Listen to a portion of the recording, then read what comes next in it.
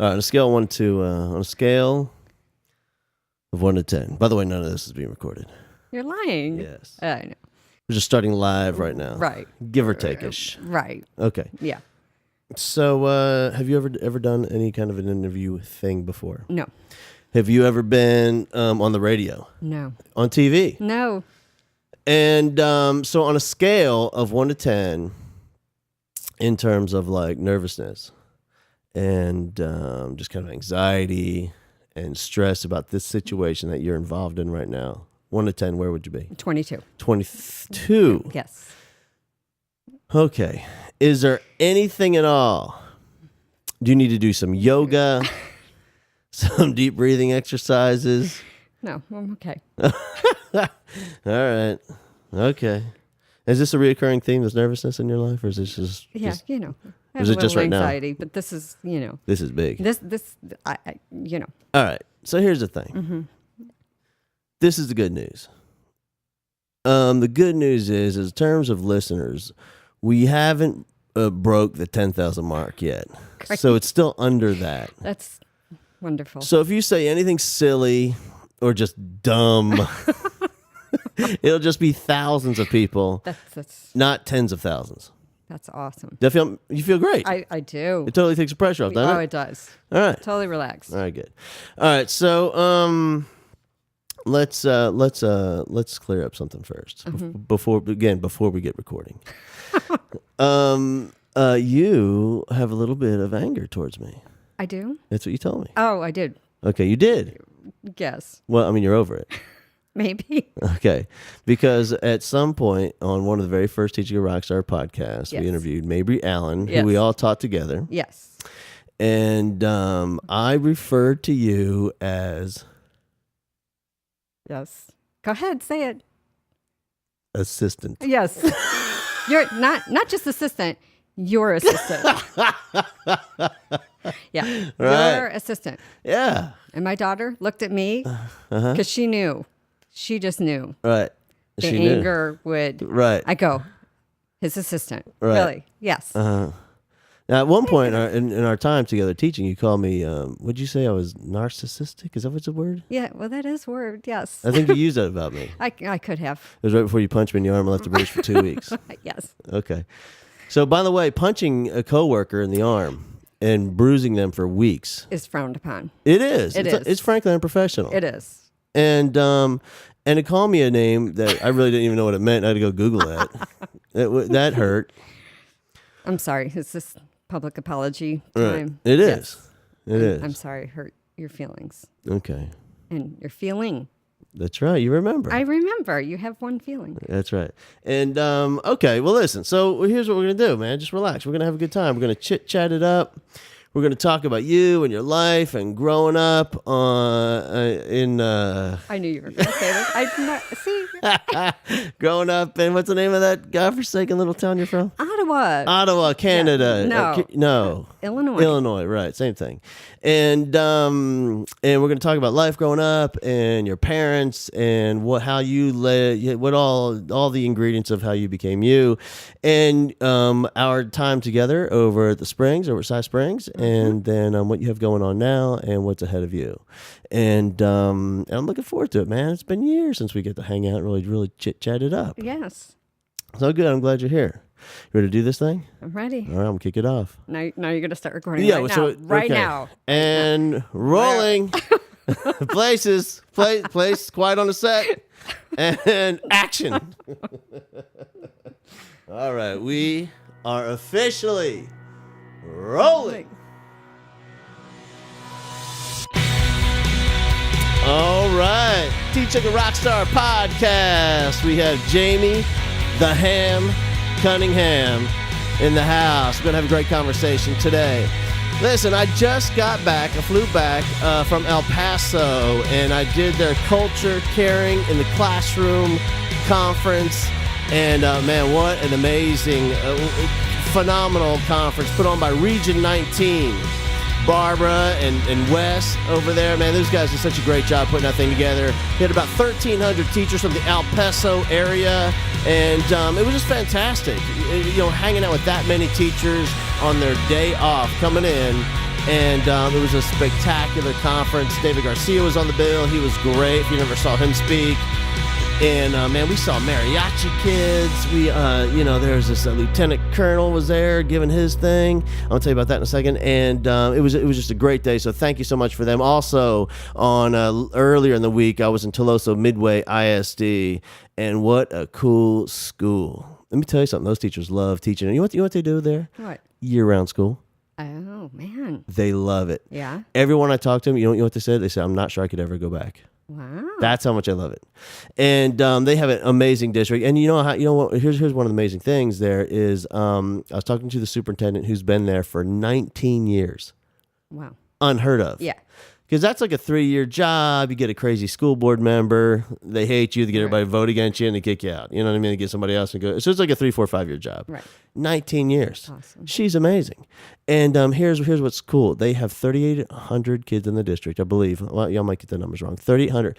1,000 of them are transfer students from other districts. Wow. Like they want to go there. Wow. So they transfer in from Corpus Christi and other districts in the area just to go to her schools. Wow. Yeah. Crazy. Anyway, first-rate conference, amazing school district. And we are going to keep going. Listen, next week I'm in Bells, Tennessee, and then I drive through the night 8 hours to Prestonburg, Kentucky. Very close to one of my favorite schools I ever spoke at, Betsy Lane High School. And maybe I'm going to swing by and say hi to those folks. And then after that, we kick it off, man. Things get crazy. We're going to do 3, 4, 5 gigs a week all the way until September rolls around. Looking forward to it. Good. All right. Jaime Cunningham in the house. And so we got your anger issues out of the way. We've got your nerve issues out of the way. All that. So let me give you the proper introduction that you deserve. So here's the way this thing works is I was teaching, and God, I always say that. I was sponsoring biology. This is true. Right. And I wasn't, and we had, and this is how you and I met. I was sponsoring a biology class. I don't want to insult, Eileen Newland and Carrie Brandon and all those people that were actually teaching. Right. And so I was just kind of babysitting a class, and we had microscopes. And so we called it biology. And but I was doing the best I could. And I'm trying to figure out, was it Kristen? It was Kristen. We had a student in common. Yep. So tell me your title at that school. Youth, what was it? Youth Service Specialist. Youth Service Specialist. Yes. And specifically, what was your role? Well, I work for Harris County Community Youth Services. That's in Texas, Harris County, Texas. That's correct. Right. And we contract with the school districts around Harris County. So I was contracted to work in Cy Fair, and we're housed in the schools. Right. So I had Cy Springs and Upper Middle School and Right. 2 elementary schools. And so my role is basically to do crisis counseling, hook families and kids up to resources. So kind of like the school social worker, support counseling, supportive counseling, ongoing, doing groups, things like that. Doing real counseling. Yeah. Because a lot of our counselors, we call them counselors, but unfortunately that's not they take classes on counseling, but unfortunately what it is test, organization and testing and scheduling. And, Angry mom. Yeah. My kid can't understand Miss Zoe. You got to get her out. but you were in my opinion, you were the counselor doing real work with kids on that campus. And I've already talked to Kristen, so it's okay to use her name. So Kristen, you guys were seeing each other, and she was in my class. And how did that? And I guess I went and talked to you because we had Kristen, and then we met and just kind of hit it off and realized that we had just the same exact beliefs and feelings and emotions as far as what we're supposed to be doing in schools. With kids. Yeah, it was a great match. Yeah. And then so we got to know each other. We had some more students in common, and then here comes the big day. We have one of the best teachers I've ever met, Brenda Gothay, was teaching a class called PALS, and she was ready to move on and do some other things. She was kind of done with that, and I don't know if it was her or you or whose idea this was, but you guys came to me and asked me if I would sponsor and teach this class, peer assistance and leadership. Yes. Right. No one's ever clear on the S, but it's on there. So, and to teach us PAL, so you guys explained to me what it was, and I said, heck no, I'm not doing that. It sounds horrible. And, but you guys kind of talked me into it. And I'm telling you, the whole thing changed my life. And from there, years go by, make a long story short, this teaching a rock star thing happens. And so I'm going to tell you, there's a lot of people that are a lot of people and personalities and experiences are in the foundation that, this whole teaching a rock star thing construction is built upon. And, personal side and professionally and educationally.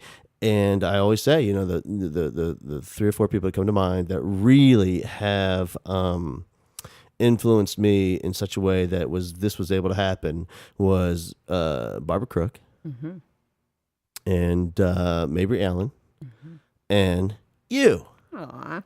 Oh, that's right. Because you were the one where, no one in the school knew what I was doing. Right. It was a big secret. Right. Yeah, because I didn't want them to know how many copies I was making on the copy machine. That's right. And how many supplies I was taking home with me to kind of get this thing launched. I don't know that. Yeah. Yeah. And so, but you were the one I would confide in terms of all my ideas and what I wanted to do and kind of these models for how I'm going to present this thing. And I would bounce them off of you. And, you were honest and would give me constructive feedback and crazy supportive. And if it was stupid, you told me, I don't know. Yeah. And so a huge thank you to you. Thank you. All right. Let's get on with it. Okay. All right, let's talk about you. So you're no longer in the Cy-Fair Independent School District. No. Tell us where you work. Still work for Harris County Community Services, but I transferred to Spring ISD because that's where I live. So I was driving an hour to work to drive to Cy-Fair, and the gas got a little pricey. Yeah. So, and my kids got older, and I kind of wanted to be in the same district, so I transferred over there 2 years ago. Right. So you still work with the same organization. Yes. You just work at a different school. Yes. You're housed, as you say. Yes. Which means you have an office, a broom closet. I do. Yeah. Do you have a real office now? I do have a real office. Yeah. That's It is. amazing. Yeah. It was the supply room, but it's an office. It counts. Yeah. Okay. And so you see kids individually. You find out kids that are at risk, and whether it might be something as simple as school supplies, or it might be something as recent death in the family. Yeah. Or it might be some sort of a psychological issue that's happening, and you're the one that either fixes them, finds a solution, Right. or finds the resources to take care of that kid. Correct. All right, now at Cy Springs, one of the fascinating things I thought you did was what you would call grief group, and because at Springs we had thousands of kids, thousands. I think at one point we got close to 5,000 kids. Yeah. Before all the 2 new schools were built. Right. And when you have that many people in the same place, there's always going to be, just traumatic things that happen. Right. And so in this group of kids that you would see put together once a week, were kids that had maybe lost a parent, a sibling. And so tell me about your work with them. How did that start? Because that doesn't happen in every school. No. I was trained by Bo's Place, which is a great, amazing resource that we have for families, kids and families to come and get supportive counseling. But a lot of times the families can't, especially the ones out in Cy-Fair, Spring, transportation's an issue. So they do these trainings and trained us to do groups where we went through a very intense training. And then I also was trained by Houston Hospice, their WINGS program, which is bereavement counseling. And so I did some volunteer work there. And so Penny Roberson, she was amazing at Houston Hospice, and she encouraged me to start it in schools. So started out with kind of a small group, and it just kind of grew. And so it was mainly teen supportive grief counseling, where we bring activities in a topic each week, and the kids I kind of let the kids decide what they want to do. Some groups like to talk and like the discussion, others like the real hands-on assignments, and to bring up Kristen, she was in my group freshman year when she had you, and she went with me all 4 years and never said a word in group all 4 years, and she knows I use her as an example. I still use her as an example that and I would ask her, why do you want to be in group? We're not forcing you to be in there. And she said she just likes to hear that of what other kids have to say because it's what she was feeling. And so that had an impact on her. And, That changed your life. Oh, yeah. Changed your life completely. Totally. Yeah. And that, I tell you what, that's such a great example for teachers, and I want to say, that assistant comment, that was just ridiculous because you're a teacher. Now, you don't have a traditional classroom. I'm not certified to be a teacher. No, you're not. No. That doesn't matter. That doesn't make you a teacher, believe me. You've peeked in some classrooms.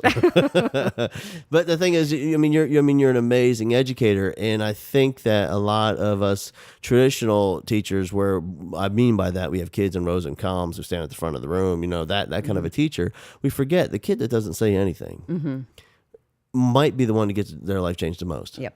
And I think we lose sight and we give up on that kid because we don't get the aha moment and we don't get the, oh, thank you so much. Yeah. That was the best thing ever. Yeah. Where we got a lot of that in our PALS classes that we taught together. There's a lot of the hugging and, oh my God, it was amazing, and the tears and thank you so much. But those are different kinds of kids. Right. And they don't have the kinds of stories a lot of times that the kids that you would work with. So I think, it's a great lesson to take away that, here you are for 4 years with this kid. And you love her, and she's great, but never says a word in grief group, in counseling sessions, or anything. Not a word. Yeah.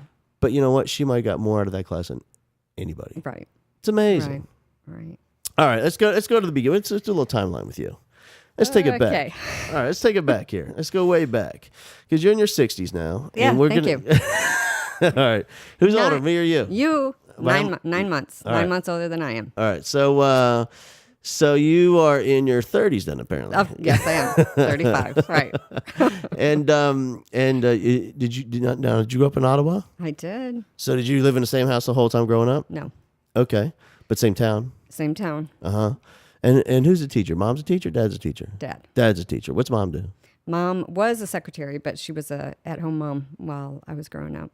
And then when I went off to college, then she went back to doing like office work and things like that. All right, so your dad was a teacher. He was. And he coached? He did. What did he coach?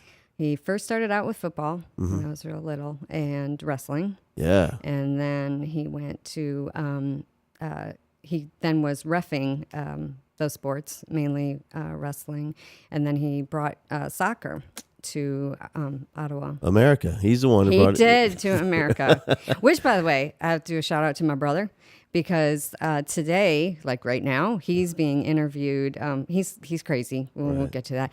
But, complete opposite of me. And he enters these contests all the time and videos and things like that. And I don't know the name of this one, but he follows soccer. He played soccer in high school and, huge fan. He's one of those dress up, like brings a drum and dresses up. Oh, he's got his drum. Yes. Geez. And he actually made it to, a Texas paper, and he was in Chicago and all dressed up with his glasses and top hat, American flag, he's crazy.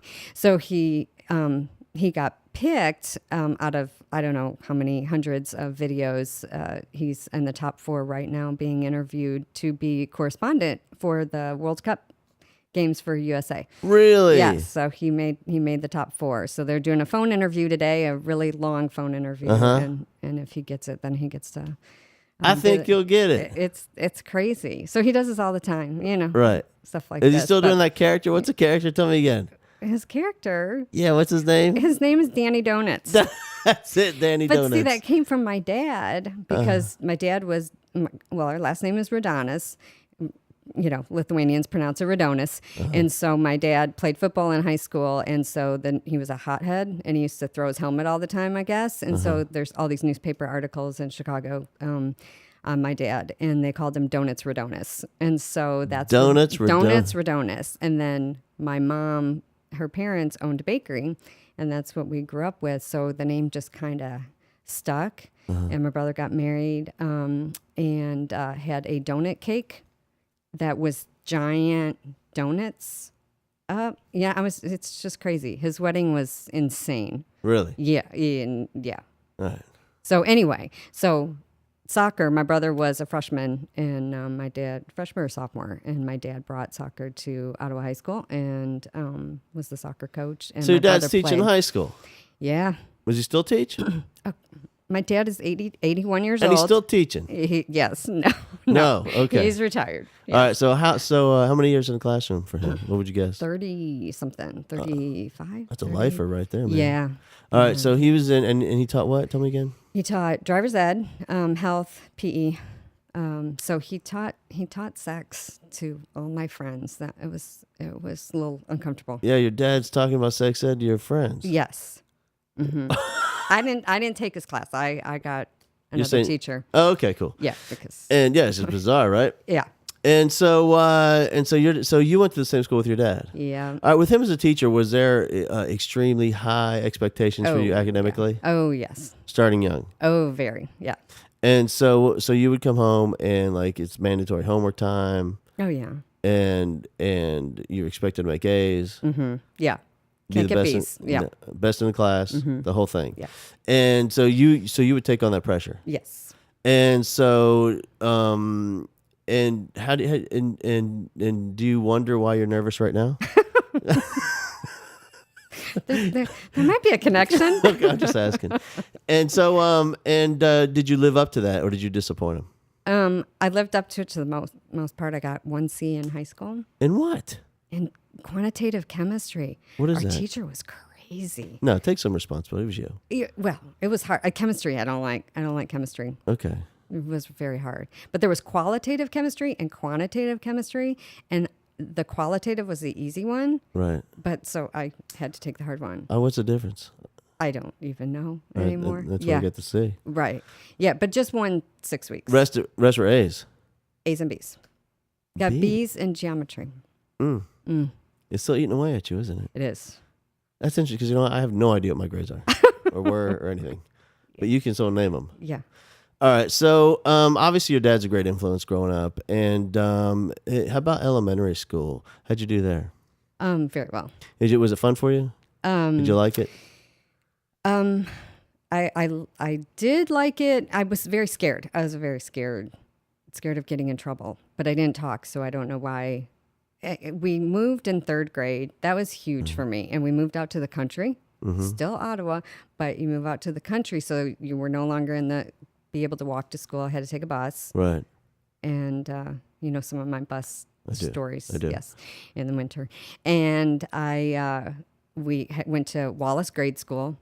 Great school. Like now it's like the place to go. Cool. It was an aluminum building. And so when it rained, it was very loud. You couldn't hear anything. There were 24 kids in my class. Right. We stayed in one class and the teachers rotated, come into us. And so that was for me, 3rd grade through 8th grade was there. So even in 8th grade, did the teachers rotate? They do. Really? Do they still do that? I don't know. See, I remember for my school, at the grade school level, we had these, they're called totem trays. And what it was, it's like a Tupperware box. And it had these little rails in front of your desk. And so you would slide it in. Mm-hmm. And so when it was time you had to go to, but you take your totem tray, it had all your books and your pencils and, Nifty. stuff you brought to your cap guns, whatever you're supposed to not Right. bring. And you take it with you, you line it up, and you go to your next class, you slide it in. That's pretty cool. Yeah, it is. Yeah. But rotating teachers, everybody's a floater. Oh, yeah. I bet they hated that. Like as a teacher, I Yeah, would know. want my own room. Yeah, I don't know. That was interesting. But in 3rd grade, I was kind of traumatized in 3rd grade by the teacher who ended up being one of my favorite teachers. But in 3rd grade, she was old. God bless her. She was old in 3rd grade. And And by old, you mean? I don't know. She probably wasn't old, but she just seemed. What, was she like hobbling around or? No, I don't know. She was just very and she was very strict. And she had a red pen. She had a bunch of red pens with the white eraser. Do you remember those? Yeah. At the end? And I came in the middle of the year and we didn't have science in the city. Like you didn't teach science. She was science. And so in my very first day of school in 3rd grade, I had to take a test on the planets. And I failed it because I had never taken science before, but she made me take it. And I was scared to death of her because she would come around with this pen and she would she would hit people with it. She never hit me, Right. but she hit the people around me and I would just be scared out of my mind. How And would she hit him? And she would pound him on the head with the pen over and over. And she would say, "What the Sam Hill?" That was her big one. "What the Sam Hill do you think you're doing?" And so she would do that. And I was scared out of my mind. And then I faked being sick all the time. You did that? I did. So I could stay home because I was scared of her. Because of her? Yeah, and my mom was kind of scared of her too. What the Sam Hill was wrong with you? I know. All right, so your mom was scared of her. Yeah. We got a problem. This is an influential teacher here. Yeah. So she has a red pen. She's storming around class, Sam Hill in everybody's head. And you don't even know your planets at this point. No. All right, and you're nervous about the whole thing. Yes. And so your mom's scared of her. Yeah. You're faking illnesses. Yes. Like, how would you fake it? Stomachache. Oh, yeah. Yeah. Because no evidence. No. All right. And so you would stay home from school. Yeah, but my mom knew. Like she quickly figured it out. Moms know everything. Yeah. And so she went up to school and she talked to the teacher and she told the teacher that I was afraid of her and she was shocked. She couldn't believe it. She said, "She's one of my best students." She said, "Why is she afraid of me?" And after that, it was fine. Did your mom say because you beat people? Because you beat people with pens? That's why? Bobby Awesome. She also always hit Bobby. Bobby who? Awesome. His last name was Awesome. I know. That's his name? But he used to get in trouble all the time. Well, of course. Your name's Bobby Awesome. That's a kid's name? Yeah. I'm Harold Melville Bowman the Fourth. How can I not be end up with Bobby Awesome? I know. Yeah. I know. Yeah. All right. So, but you said she's influential. How so? Well, she expected so much out of us, and I like that. Like I like that she challenged us because you better believe that next science test I got straight A's on. Because it made me study. But she ended up being, because the teachers rotated, she ended up being my 8th grade science teacher while she was teaching 3rd grade class. Really? Oh yeah, they just kind of rotate. And she was one of my best teachers. And my mom would run into her in the grocery store later. When I had moved down here, and she would ask about me, and she just was. She expected things out of us, and I liked that.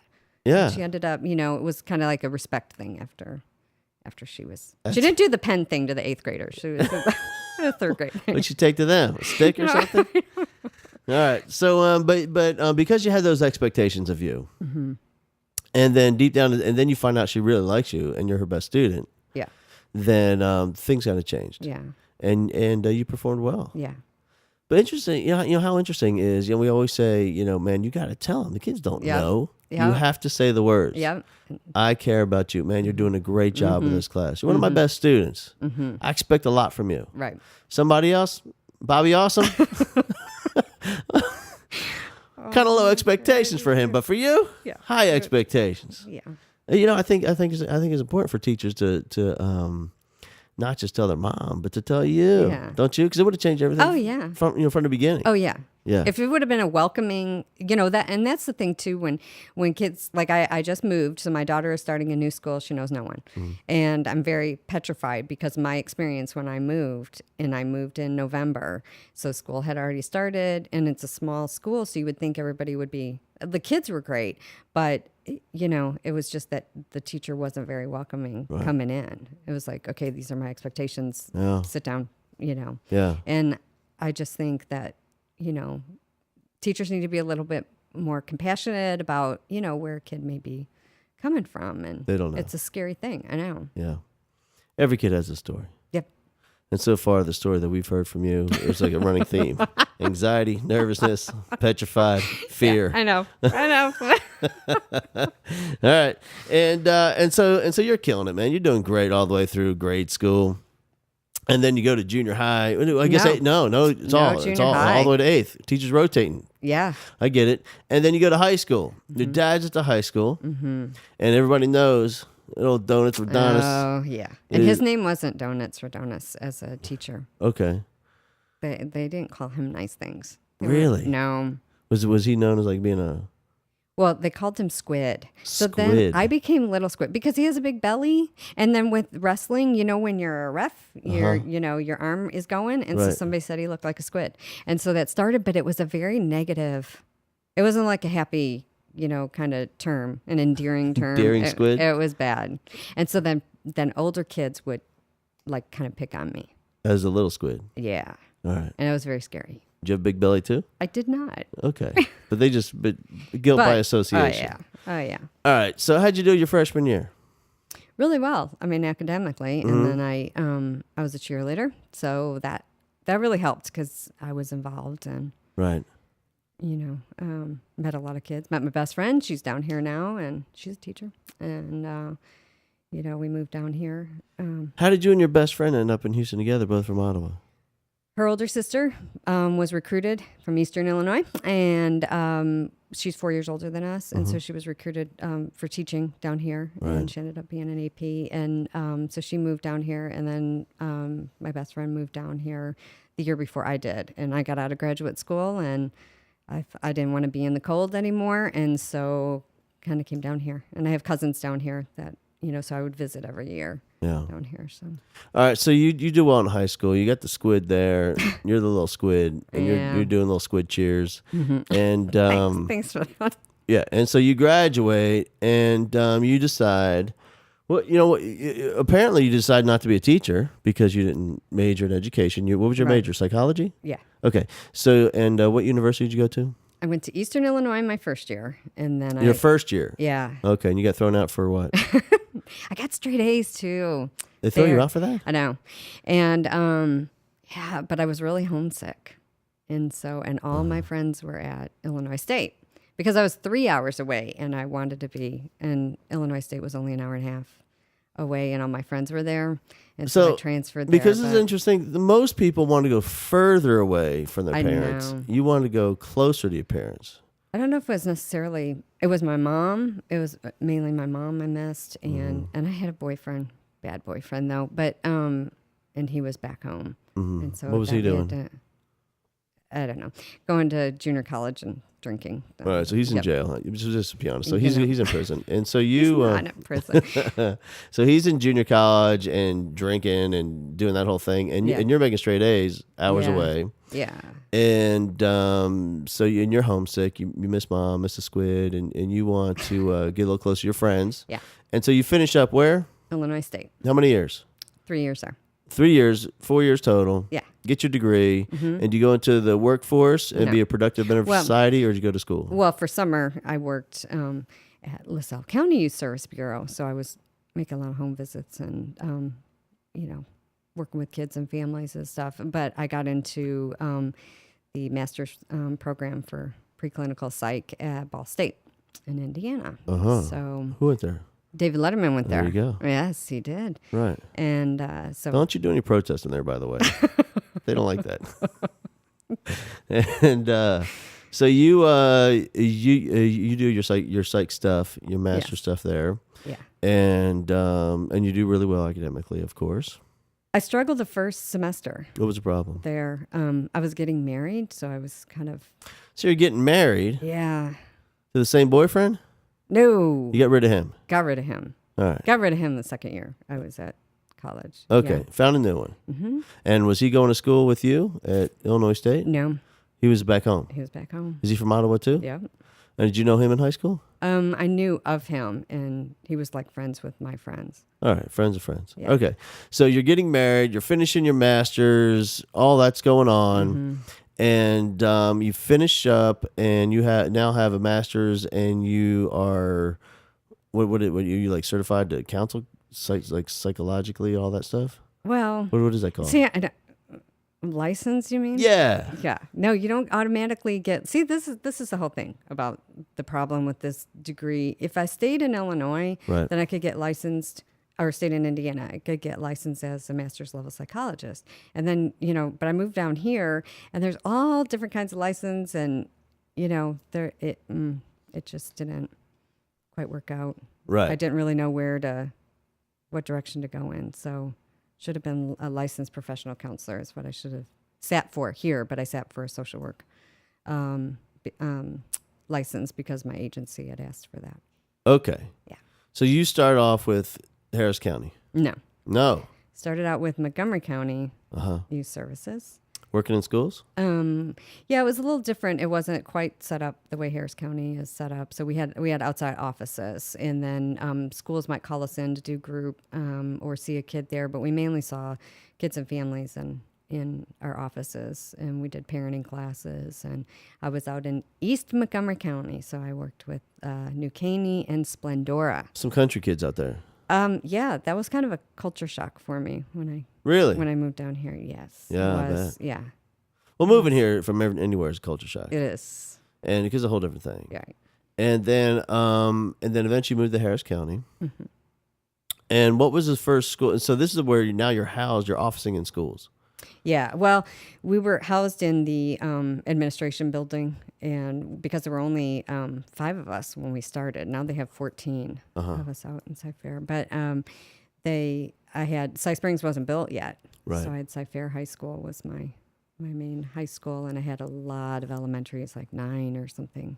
And it seems to me, just based on knowing you and your personality, you probably liked being in the school a lot better than administrative building. Loved it. Yeah. Yeah. Because you're a part of the school. Yes. And you're part of the kids' lives and part of the teachers' lives and counselors, and there's more camaraderie. Yeah. And a lot going on, and you can get involved in the traditions of the school and go to Right. football games, and you do all that stuff. Yeah. Just like me. I go to all the football games. Always. You were right there with your face painted. Yeah. You were right. my rainbow afro. Oh, right there. Yeah. Every time, right? Yes. And so you go to Cy-Fair High School and doing that thing, and then Cy Springs. And we meet up. Long story short, we end up teaching pals together. It's okay. I was your helper. He's a nice little lady that visited once in a while. What was it? All right. Yeah. And so here's one of the main reasons that I loved having you in there is one is because I lack like a filter. No. And so I would have these ideas or things would come to mind. No rules. You're Mr. No Rules. Yeah. And so but you played an amazing part there, and it kind of gave me hand signals when it was just too much and settle down. Right. And then also, but what was really amazing was in PALS, one of the things we do is PALS we've talked about it on the show before, but it was all seniors at our school, and we would pick these kids through a rigorous application process, and we end up with amazing people in these in 2 or 3 classes full of amazing people. Yeah. Beautiful hearts that are into changing lives, and we take them to elementary schools. We pal them up. We have our pal with a palee. They see once a week at individual schools, and we give them one assignment: change that kid's life. You got 7 more months of school. Get to it. You got once a week, by the way, for 30 minutes. Go change that kid's life. And they would. Right. In order to do that, though, what we would ask of our high school students that would be visiting these elementary schools is to tell their story. Because my feeling was that if you're not in touch with those challenging moments that you had in your life, it's going to be really hard to listen to these children talk about what's happening in their life right now. And we never ask these kids to counsel. They're not counselors. They're just a sounding board. They're just listening. Right. And these kids would share their stories in our class. And one of the most amazing things of having you there was I am so ill-equipped to handle some of these stories that these kids would come out. They're intense. Incredibly intense. And just the most crazy, dramatic, heart-wrenching stories that our students would share with us, and obviously you had to be there because you have the skills, you have the background, and you have the experience to you know what it wasn't just helping these kids through getting the story out, but the aftermath of, because I mean, how many hundreds of times did we hear somebody say, I've never told anybody this before, right, and you know what's coming. Yeah. And then you were also amazing in helping the other 28 kids that just heard that on how to handle that and deal with that. So it's just, your role in there was just, it was vital. It was critical. I mean, without you, the whole thing that whole class just wouldn't have ever been what it was. Well, thank you. Yeah, you're welcome. Thank you. And so now now you have moved on. And hey, let's talk about Christmas. You want to? Sure. All right. So here's one thing we did. No stress. Stress. Right. So at Christmas, what we would do is, I don't know if this was your idea or how this came up, It was. but let me tell you something. At the front end of the idea, like in theory, it sounds so awesome. It's like the best thing ever. Yes. But when you're actually doing it, it's the worst idea I've ever heard. So here's what so you had this genius idea where we're going to provide Christmas for families. Uh-huh.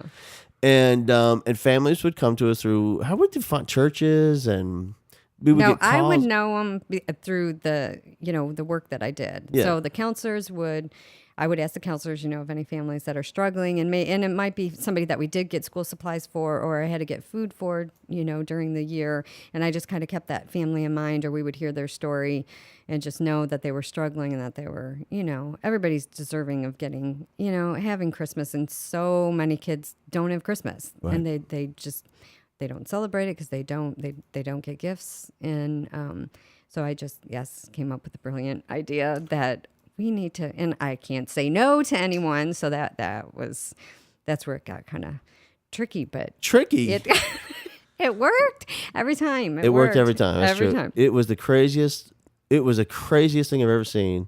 It was the biggest chaotic mess. But in the end, it was the most beautiful ending of any story. Yes. It was the biggest dramatic moment of people's lives. Yeah. Is trying to put this thing together.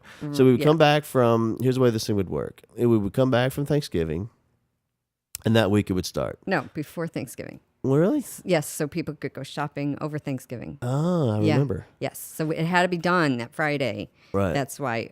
So we would do like an angel tree. Angel tree. Yes. But we did different themes and we had the kids come up with the theme, and great artists, and they would just come up with amazing things. So they would have to cut out, and we would make these stickers, and everything was anonymous. So it would just say, right. Male, age 7, and whatever that item is. Right. That they so people are having a hard time picturing this. So what this is when I was there, we would tape a tree to the wall that we cut out. Other times we had a real tree, but on the tree would be ornaments, and on those ornaments there would be a sticker, and it would say male, age 6, and it would say like a value, right? Like $25 value or something. And there would be a code, and the only person that knew the code was you. Yes, because you know who that family was, right, and who the kid was, and you kept track. Well, you sort of kept track of all that. I did keep track of it, and so and a teacher or a kid or somebody would come take these ornaments off the tree, and they would be responsible for getting a gift of a $25 value, and they would bring it back. We would wrap it. As in we yes, as in, you supervised well, as of course, right, remotely, and yes. I would supervise remotely. I'd delegate that from my home, and you guys would wrap these things up, and then we would have hundreds of gifts stacked up in shelves all over the school, in the nurse's office, everywhere, inventoried with these codes, these stickers on these presents. And sometimes a sticker was on the present, and then it would get wrapped. And we didn't really know who that built, so we had to unwrap them, rewrap them, and so there's a little bit of mess involved here and there. Right. But long story short, what would you guesstimate of total amounts raised back when it was at its peak? Oh, probably like $7,000-8,000. $8,000 worth of Christmas. Yes. And that's not all, because some of these people, they didn't have the food, and we would provide a turkey. That was the best. That it was. We would have each class, and we'd have 3 PAL classes, and each class, depending on how many kids we had in there, I would ask them, I would ask the families, would you like to have Christmas dinner provided for you? And the kids would, and I said the PAL students would like to come over. They would come over Christmas Eve morning, and they would bring a prepared meal that they made. Right. So we'd have, one kid make a turkey or a ham or whatever, and the kids would get together and make mashed potatoes and dessert, and they would take it over to the family that morning and give them a hot meal for Christmas, and it was amazing. It's a life changer. That was so cool that the kids got to do that. And so, my first time to do that is we sponsored a family, we got the gifts, we go to deliver. We did it they want to have Christmas Eve dinner, so we delivered it on Christmas Eve day. And so it was me and Mama, and I think Lily was just born. Yeah. And I'll never forget, they had a family living in their garage, and just the look on the kids' faces. like, oh my goodness, because each kid had a ton of presents. How many presents? Like 5 or 6, 7, Yeah, 8? we would try to do like 5. Yeah. Depending on how many families, because I couldn't say no, and Right. we just They had a lot of kids and a lot of moms. We gave the presents for moms and dads. We would surprise the parents with a gift card or to the something grocery store or nice. something. Something nice for the mom, because the moms, I swear, every mom said no, just get for the kids. And, Right. They just wanted their kids provided for, so we wanted to surprise them. And here's the best thing about pals is, there's no way you could explain this to a pal, a kid in our class. But, sure, they change people's lives. Man, they change those kids' lives, and they change the lives of those families at Christmas time. They get it, but they don't really, really get it until they're done and they're leaving on that last day. Oh, yeah. And they realize, oh, my goodness, my life got changed. Yeah. That's the real, and they realize the more I give to people, and the more I share, and the harder I work for other people, the better my life becomes. And they because you can't teach it. You can tell a kid, but they can't learn it. That, you know what, man, you can't go buy qualities of character off the shelf, Right? And that fake it till you make it really doesn't work. The only way to do it is you give it to other people, and that's how you create that inside of you. Yeah. So in that appreciation and love and courage and all that stuff they were given to their palees, that's what they would end up with at the end of the year. And that Christmas thing was a great example, because kids would come back to class after Christmas break, and that's all they would talk about was the family they saw and they delivered. And we had kids bringing trees because they didn't have a tree. We went and got them trees. We went and got them ornaments. Yeah. They decorated it for them. They put the meal out. They put presents under the tree. And you talk about a kid, I mean, they'll remember that forever. Yeah. Forever. Yeah. I can tell you this. I'm not sure what they're going to remember from, what was that guy that taught next to me? That government teacher, he hated me. You remember he retired halfway through the year? What's his name? I don't know. You know what I'm talking about? Yeah, I do. Yeah, I'm not sure what. A couple of it. Yeah, I'm not sure what they're remembering from his class. You know what I mean? As far as a memorable moment that's going to last forever. Yeah. But when you provide Christmas for somebody and you change a kid's life, right? I mean that's in there forever. All right. So tell me about your role now, because you're in a new district. I am. Which one? Spring. And you're still doing your work. It's just different. It's different. How's it different? More basic needs. We have a lot of basic needs. And what does that mean? That is, families that need food and need, all kinds of, Medicaid and things like that. So they don't have a lot of resources. In Cy-Fair, I think we were really fortunate in that we had things like a food pantry, because it was so big, and we were able to do a lot more, and the district was able to do a lot more. So when you have a district that's not able, the money's not there, and we're not able, and the manpower is not there, and maybe the resources aren't, it gets a little tough. And my role is a little different, because I'm not involved with PALS anymore, which is I miss that. Yeah. And because I got so much out of it. But I am housed at a middle school, which I love. I mean, it's different, but I love being there. My daughter was there, and so she didn't talk to me or pretend like she knew me for I don't know 2-3 months. But then unless she forgot her lunch money or something. Exactly. Yes. Then she figured out I can get a ride to school and get a ride home, and So then it ended up being good. You should change the word housed. You don't like that? No, sounds Office? like yeah. Okay. My office over there. House sounds like a animal or something, pet. House them in the backyard. That's great. All Okay, right. I'll remember that. Yeah. Office. Yeah. And I do have a high school, which I love. It's Wenchi High School, which is it's kind of the career academy, really. What does that mean? It's kids have to apply when they're freshmen. They apply. They just take 10th, 11th, and 12th grade students, and they're on a career track. Everybody in spring is on a career track, and which I like, because then they take classes which kind of is going to help their major in college and the career. So we get this straight. No matter what high school they go to, there's some sort of a career track. Like, so over at Spring High School, or what else is up there? Decaney High School and Westfield. So they're so when they're a sophomore, So like what would be example of a career track? Well, I mean, like my daughter is wanting to be a veterinarian, so she has to take some ag classes and things like that. So when in eighth grade, every eighth grader has to take like a career exploration class, and so they kind of get them on that, to kind of investigate their, research their major, and or if they have to go to college or what kind of college that they need or technical training. Did you have like a broad, like hell I don't know class, like like that track? Well, that's supposed to help you, but of course you can change it. Yeah.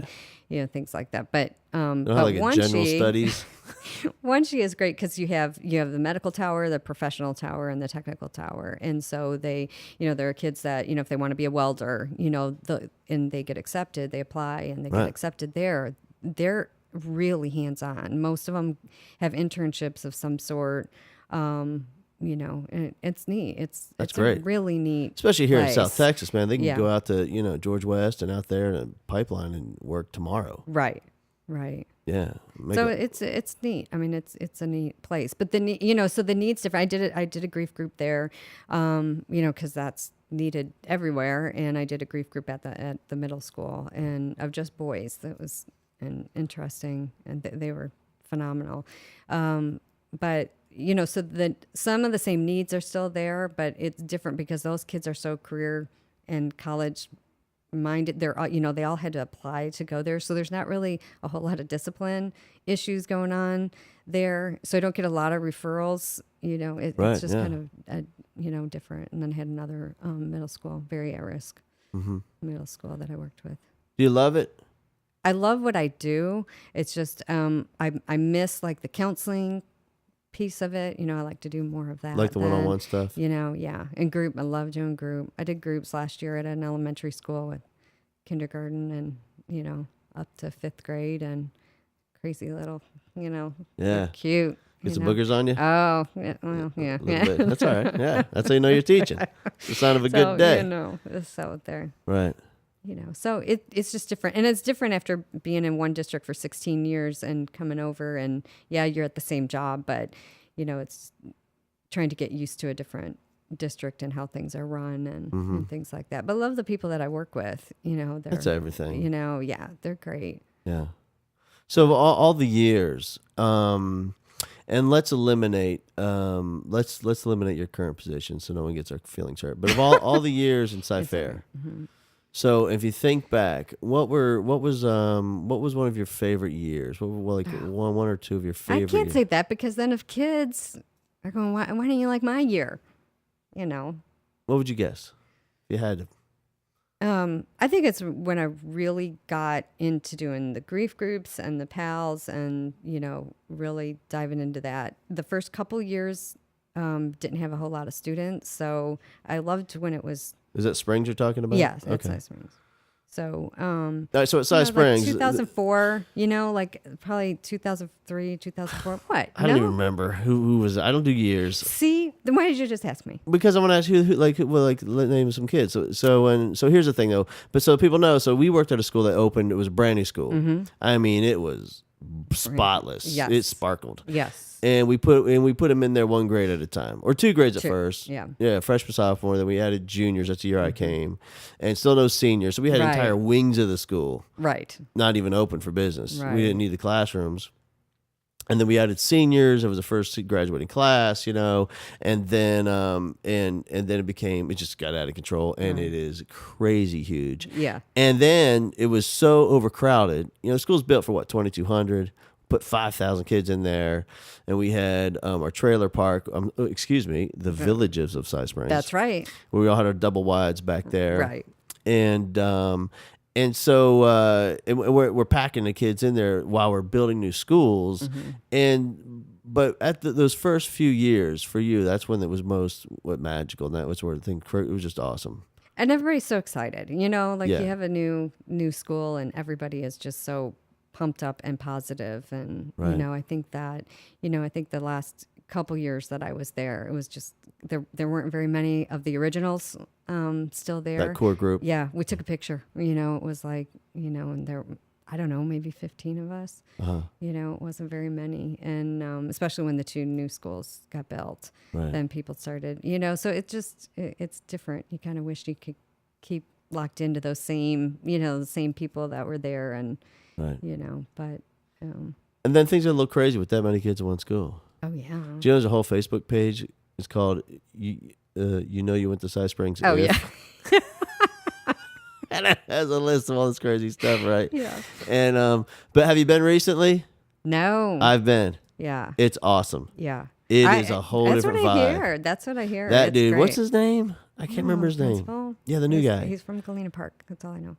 I thought he was from A-Leaf. He was a freshman. He was a freshman high school, I believe. I don't know. I could be way off. I could be gone. Is it Marvin? No, I don't know. Anyway, this dude is amazing. I'm telling you, you could walk in and you take 2 steps and you think, I can't even believe it's the same place. Really? Yeah, so different. The guy is incredible. And all right, so what? Now tell me. Here's what I wanted to ask you. So you were very influential in the creation of this whole Teaching a Rockstar thing, the whole concept, the this kind of the organizational flow to it, the fun of it, the creativity of it. Because I was bouncing ideas off you all the time, and I'd probably say of probably the most influential person. That really helped with the content of it and how it was going to be delivered. And so the first time you saw it, where was that? Was that in the auditorium? Yeah. And so you were in the front row of the auditorium. It was a bunch of elementary schools. And where were we? Which school was that? I don't remember. Because all the schools. Oh, we were at Cy Lakes. Cy Lakes, because they all look the same. Right. We're at Cy Lakes. And so it was at Lakes, and for you to experience those 6 hours and to see the little pieces all put together in the puzzle. Yeah. What was that like for you? Was it amazing. Was it? Yeah. Was it weird? Yeah. Just because like you've heard little pieces of it. Oh yeah, I edited that page. You know? Right. Did you like it? Loved it. Did you? Oh yeah. I always wondered, like, I wonder if she really likes us or not. I loved it. Yeah. Yeah. All right. It's great. You're doing great. You know that. Yeah. I mean, it's good. I mean, well, great. Listen, I've done 400 of these things. God. I know. That's a lot. It's kind of been refined. Yeah, it's pretty polished at this point. And but I always wonder like what you thought in terms of knowing all the little ingredients, but never seeing like the whole cake. Yeah. Because you saw all like there's the flour here, here's some eggs over there, Right. there's this or whatever. I mean, I've never made a cake, but I'm assuming there's ingredients. Right. And you saw the bowl. You know, there's a Whisk. that and but to see the actual cake made and iced and with gumdrops on top, that'd be a cool thing. Yeah, very. All right, I just wondered. All right, so what's next for you? You have new school year coming up. Yeah, I don't know. But this is different for you because you don't have summers off. No. So, but there's a start and a stop to the school. But you're working all year round. Mm-hmm. So new school year coming up, new group of kids coming in. Right. What's your goal for this year? Want to do more groups, that's for sure, because I love that and just want to see, I just, it's that whole feeling of feeling like you made a difference and helping kids, kind of reach their potential. That's always been my thing. Like I want them to be able to see how great they are and see their strengths, like my grief group kids, I'm always just like crazy impressed with how strong they are, but they don't feel it, because they're so sad and they're just struggling. And at the end, we do this whole little ceremony thing. And, I just tell them that they're just so incredibly strong and I said, you have survived so much. And then when they just kind of that reframing, getting them to reframe and see their strengths. And so they can kind of build on that. I just want to do more of that, Yeah, it's such a powerful thing because, not every school has you. And these kids, a lot of times, nobody even knows. Especially tons. Listen, man, we build these giant schools. Some of the largest schools are in Texas. Just because we can field a bigger football team, better football team with more kids, honestly. Right. And so there's a lot of these kids just walking around anonymously. Oh, yeah. And you know what? Something horribly tragic happened Friday night, and this kid's walking around school Monday morning. Yeah. And nobody knows. No. And just the fact that they have you there to, help them through this and to learn from it and let them know it's hell yeah, you're supposed to be sad. Of course. That's okay. Right. And I think that's just an amazing role that you play in their lives. And also, from a teacher's perspective, it's, because listen, man, we get caught up in the trenches. I mean, we're like in the emotion of teaching. And there's so much put on teachers. There's so much pressure. Yeah. STAR test and all that. Common Core and all they this. don't have time. It's like it's like they don't have time to get to know their kids. Yeah, I think it's even more than that. It's like it's almost not even now it doesn't even like get to the time issue. They're just so overwhelmed. Yeah. And now it's in so much pressure and more responsibility with less resources and more kids, and it's like just to even and now and we try to greet him at the door. Hey, how's it going? And the kid says, "Oh, it's okay." Right. Well, at least he's okay. Come on in. That's right. Yeah. Where really what he meant was something unbelievably happened on Friday, and I'm just going to do my best. But well, listen, we've got testing coming up. We've got Yeah. But thank goodness there's resources like you and true professionals that know how to handle these situations that, frankly, as an educator, I mean, I can hug them and I can cry with them and, we can chat it up, but I don't know how to fix anybody. Or I don't even know if... I don't fix anyone. It's just to help them find a solution. It's, which they need to kind of discover on their own, but kind of guide them in that right direction. I wish I could fix them.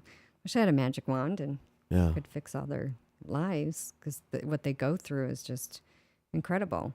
But like you said earlier, and what I try to do, like I've done like bullying groups and things like that, done a lot of work with that. And it's to get, and I've worked with the bullies, and to get them to understand and the victims to understand that everybody does have a story, and you don't know what that bully goes through at home.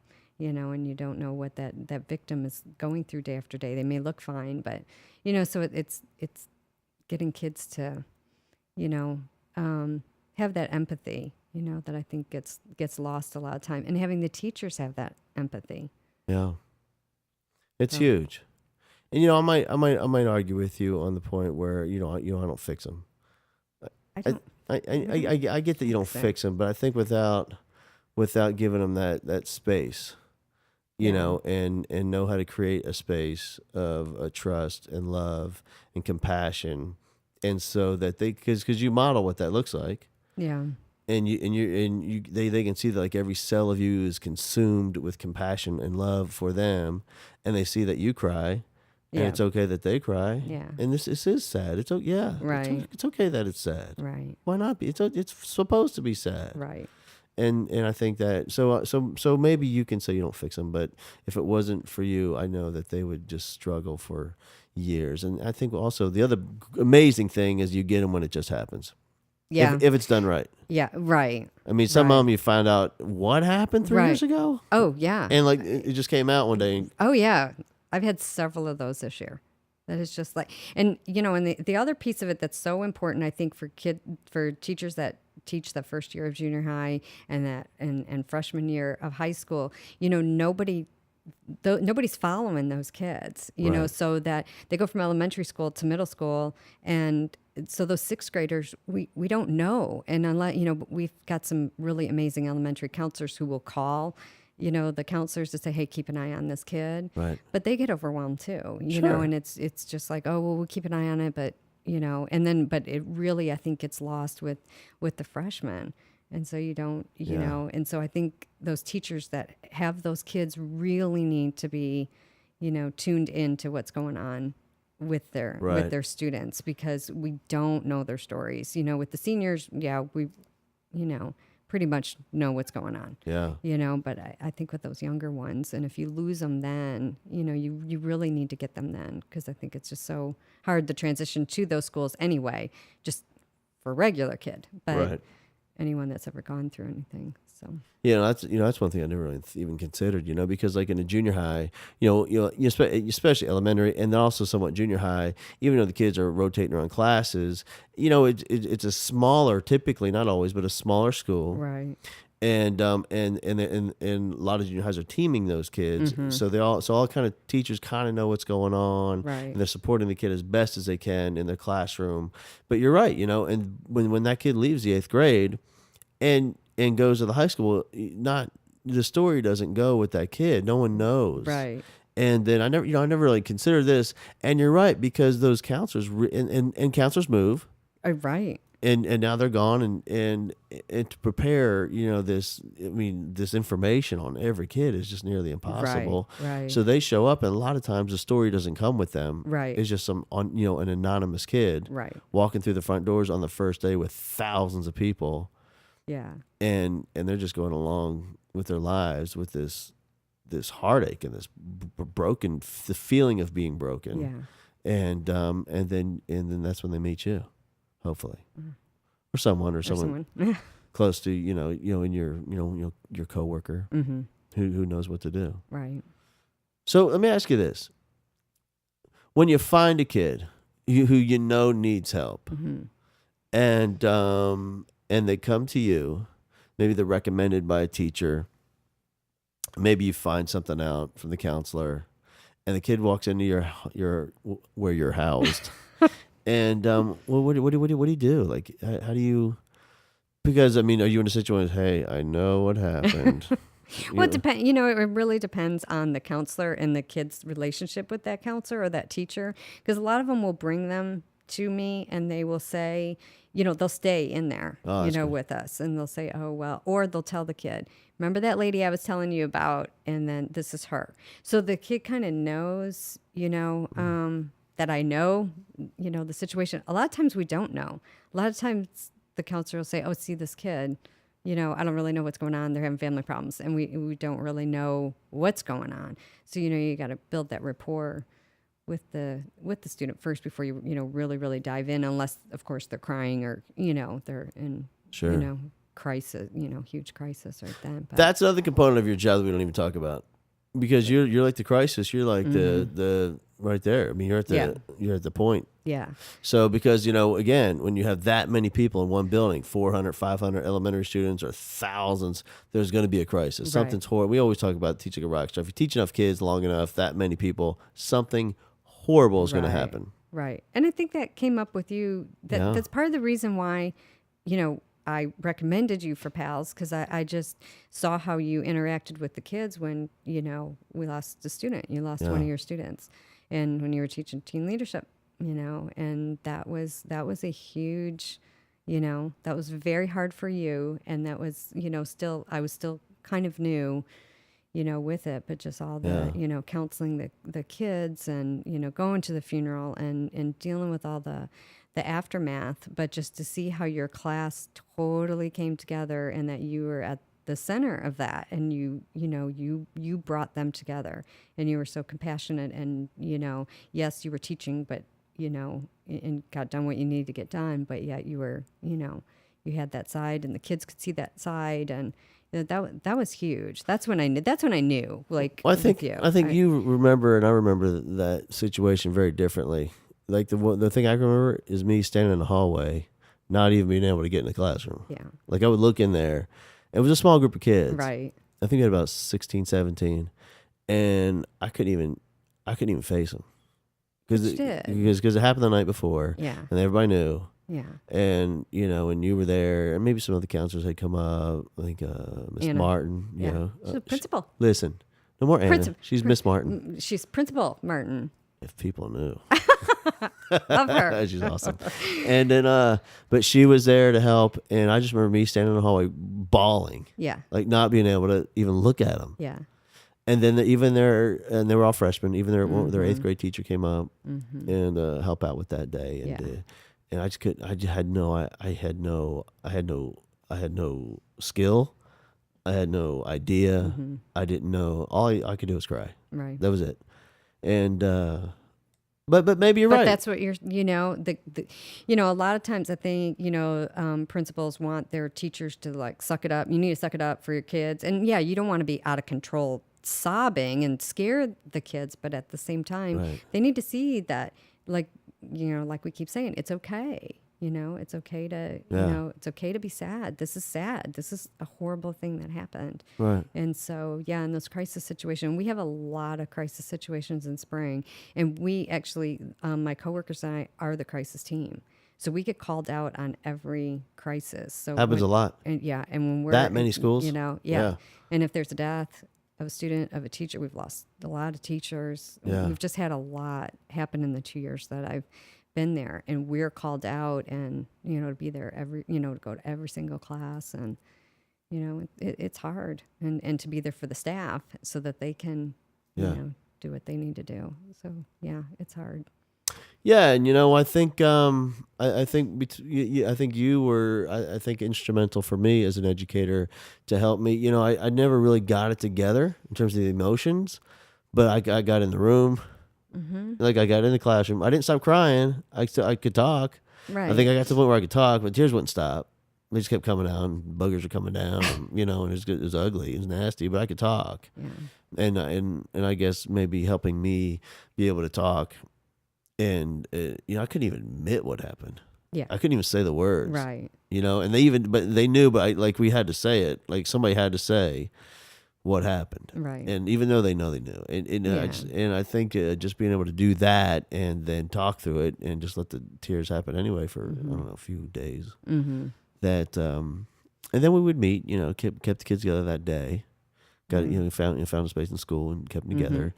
And then but you're right. And but those are going to happen. And it never stops. And even after the kids graduate. And you love them, and we lose them then too, and then what's amazing about you is when that happened, and when Krista passed away, you were there for all those kids that were her friends, and you were there for them as well. See, I didn't think you were gonna make me cry. I'm crying too. The kid's awesome, man. And so listen, let's let me ask you this. All right, snap out of that. Here's what I'm asking you. So what do you think you're the best at? Of all the stuff you do for kids, all the amazing stuff you do. I guess just listening to them and helping them find the greatness in them. Yeah. And that's huge. That's pretty big. And then so if you had to say of something that you could improve upon, what would you be? Besides paperwork. That doesn't count. It does count. No, it's a huge part of a job. You just haven't learned how to fake it. You cannot fake this. Oh, if there's a way to fake it, I'll find it. But I'm talking about with kids and with students, and if I'm not saying you're bad at it, but if there's one thing that you want to focus on this year, and even improve you have skills in all areas. Maybe more with the parents, just involving, I know it's so hard. Yeah, it's so hard because you'll get a kid that wants to change and wants help, and you cannot get the parent on board. Right. It's so hard, and so if I can improve that, just maybe build those relationships better or something. Right. I think for me that was always that's for me for sure. Mm-hmm. But the thing is about the difference between me and you is I didn't want to improve. I still didn't want to talk to him. Just give me your kid and I'll fix him. Right. Just don't talk to you. Tell you what, I'm not going to talk to you. You don't talk to your kid. Let me fix him. But you're right. And I think, really what it is, I think it's that preemptive strike where you call him before you ever need him. Mm-hmm. As soon as you get the kid, you call him. Yeah. And then start then, and then share the good stuff with them before you ever share the stuff you have to challenge. When you're about to ask him for support, hopefully there's a few calls that came before that, right, without asking for anything. Yeah. And just congratulate them on a great kid. We appreciate y'all you've done for your kid, all that stuff. Right. All right, so we'll hold you to that. Okay. Well, we're gonna have you back on and see how you do with your your goals there. Right. All right, and so the school year's coming up, new kids coming in. You have, and you'll be at the same schools. Mm-hmm. What are you excited about this year? Kids coming in a few weeks, you right? You know that. You get that, right? Yeah, I know. God, How many weeks? 4 weeks? I guess so. Something like that. Yeah. Oh, that's scary. Yeah. Yeah. And here they come. Yeah. I have a lot of new administrators, and so a lot of changes at my schools. Yeah, some of my schools, it's all new administration, so that it's going to be interesting. It is interesting. Because then they need to get to know your role, and then, so it's... Especially not you, bad. because they're not really sure who you are. No. Because they you have don't no work clue. for the district. No. You don't work for the school, No. but you just have a house there. I do have a house. They're thinking, who are you?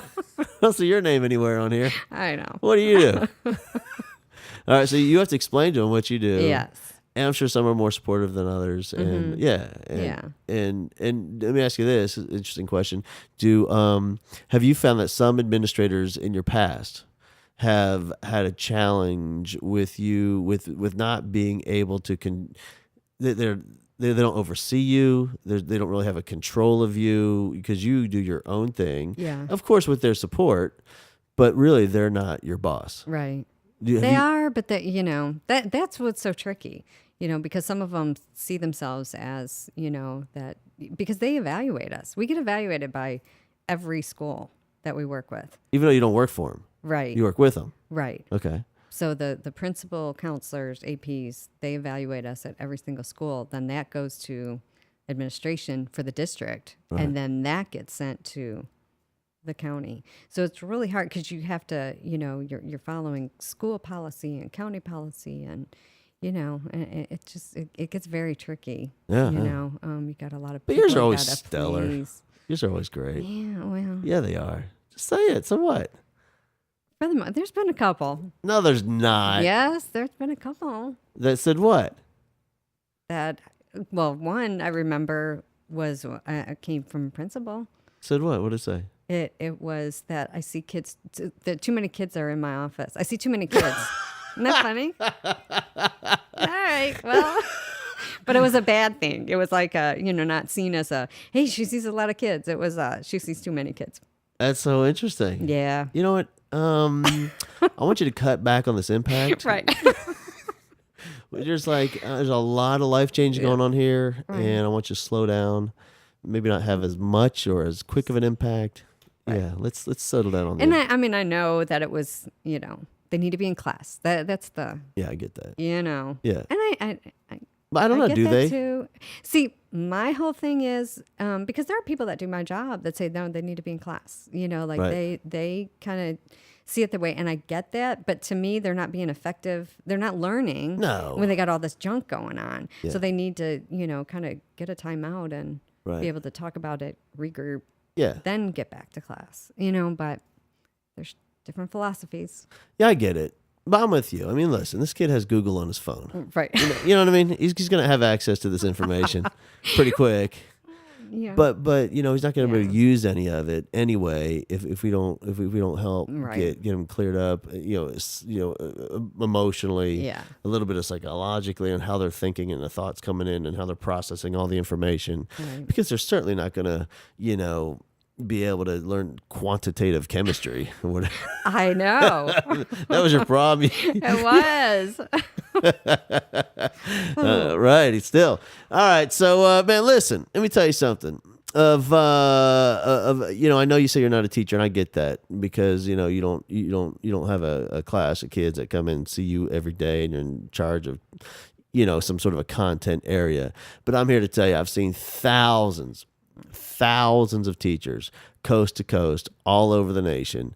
And at the very top of the list, as far as one of the most effective adults of influence that has accepted the honor and privilege of working with kids, you are by far one of the very best I've ever met in my life. Oh, thank you. And I also want to thank you for all that you've given to me in this Teaching a Rockstar thing and helped it become all that it is today. You did it. It's your. But you know what? thing. I mean, it's your thing. it's And happening. your delivery, you got it. You just want to, I got that part, but without the content, not the influence of, I'm just a funny guy on stage without all the meat, and the all the meal that kind of goes along with it, and without you and some of the other folks that it just would have never happened. So thank you. You're welcome. Yeah. Thank you. And thanks for being here. Thanks for having me. You still scared? You over it? I'm a little scared. Still? I'm a little scared to see it now. I don't know if I'm gonna be able to see it. You'll see like it. or I sound like that. I Yeah. said that. Yeah, you I'm do. one of those people. Yeah. I'll get in the car and go, why did I say that? Everybody does that though. Yeah. Do I sound like that? Yeah. Yeah, you do. Yeah. Oh, that's Yeah, even I do that. I go, oh my God, that's what I'm selling. And people pay for that? That's so bizarre. All right. Well, listen, thanks for being here. Take care. Have an amazing school year coming up and the rest of your summer and all the new stuff you have going on in your life. Thank you. All right. I love you. Love you too. Bring it up top. Can we reach?